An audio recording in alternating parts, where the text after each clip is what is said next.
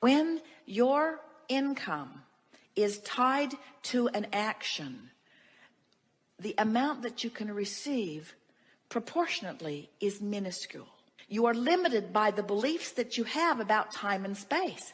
In other words, you will say, I only make this much per hour, and there's only this many hours in a day. And then you can work overtime, and you can work double time, and you can work extra time, and you can leverage your time in different ways. But until you leverage through alignment, you really are in the category with millions of other people where not very much is going to happen. Where if you say, okay, I'm willing to play the game differently. I'm willing to accept on faith, maybe a little, that Abraham's right, and that all of the struggling that I've done has put a lot of money for me in vibrational escrow. And I'm willing to go on faith that this universe is abundance, and that there is an open valve for me through which I can receive abundance. I'm willing to go along with that idea.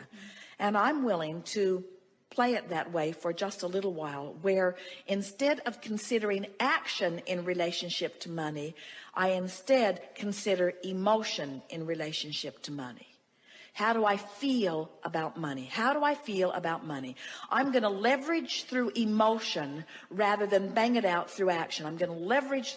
Now, that doesn't mean stop your action. Go to work. Do whatever you need to do. Let the money come in the little, pitiful, mediocre way that it flows into your experience. You don't want to pinch that off. Let it come. But while it's coming, appreciate it. While it's coming, look forward to it. While it's coming, compliment yourself and compliment the others. In other words, let it be an energy game while you're living the action game, because you can do both. It doesn't have to be one or the other. And then what you will begin to notice, when you find ways of changing the way you feel about money. For example, when you go to purchase something and you're shocked at the cost of it, this is a turning point moment for you. This is a moment where you had a knee-jerk reaction that turned you right upstream. And a lot of people turn right upstream over something just like this. But you can't let yourself have a knee-jerk reaction and be turned upstream and ever be in a position where things will be better for you. You've got to soften this feeling. Don't buy today, but plan to get it later. And appreciate the beauty of it and hold it in your mind's eye. When you're jealous of people who have money, you've got a habitual pattern upstream. When you're disappointed that you don't have money, you've got a habitual pattern upstream.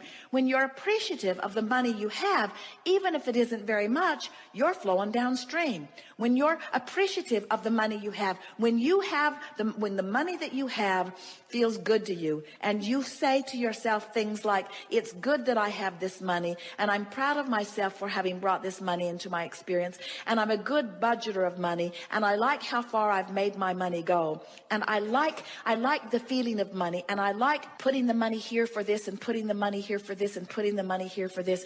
I like this feeling of managing money, and I'm good at managing money, and I like this money, and I'm looking forward to more money that is coming. And as more money comes, I'm going to do this with it and this with it, and the money that comes is going to be fun in this way and this way and this way. Now, no matter what your state of money, there are people who have a lot more money than you do who are worried about it and have pinched themselves off. There are people who have a lot less money than you do who are thrilled with it, who have opened an avenue where there's abundance of money right on their doorstep. You just got to find a way to feel good about whatever the subject is, in this case, money. I have the power to turn in the stream.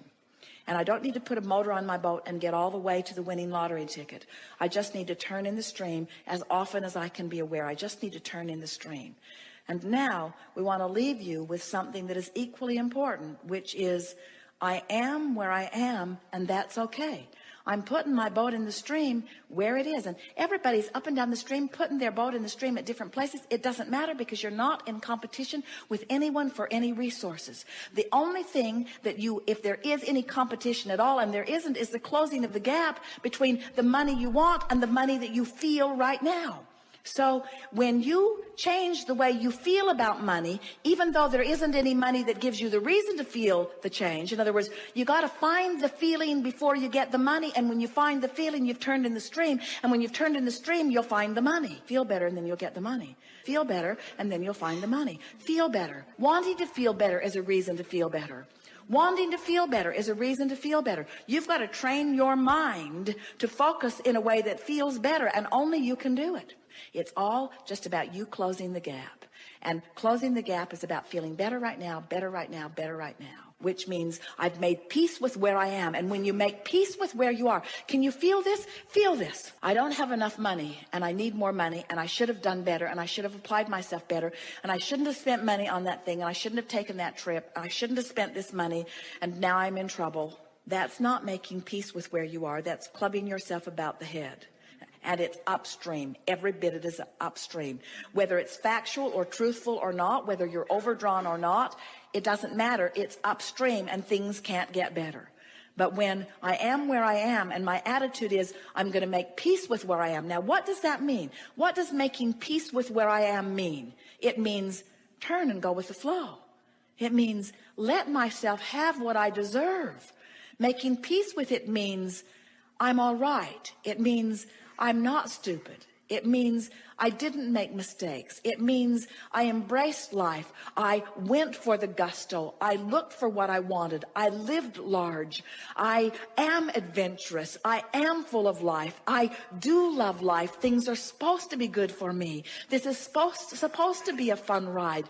I'm loving being here. I'm still in the same financial position that I was a few seconds ago, but now I've turned and I've gone with the flow. I made peace with where I am, and in doing so, I turned and went with the flow. By beating up on myself, I did the opposite. It's about not digging up the past and trying to use it to justify why things are screwed up now. It's about acknowledging that I am where I am, and where I am's okay. And everything that I am is as a result of everything that I've lived, and Source adores me right now, so why not me?